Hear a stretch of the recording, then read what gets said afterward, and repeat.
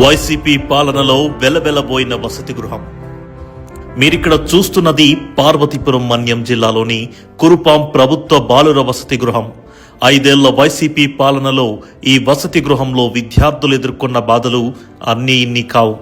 పేర్చులూడిన పైకప్పులు, తుప్పు పట్టి విరిగిన పిల్లర్లు, అధ్వాన్నమైన మరుగుదొడ్లు, నిత్యం సమస్యలతో సావాసం చేస్తున్న విద్యార్థులకు కూటమి ప్రభుత్వం రాకతో గొప్ప ఉపశమనం లభించింది.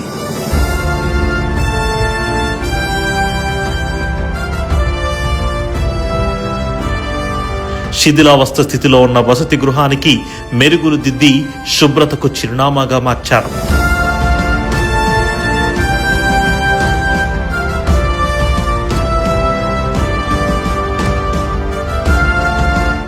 విద్యార్థులు వసతి గృహాన్ని వదిలి వెళ్లే పరిస్థితి నుండి వెతుక్కుంటూ వచ్చి చేరే స్థితి ఏర్పడింది.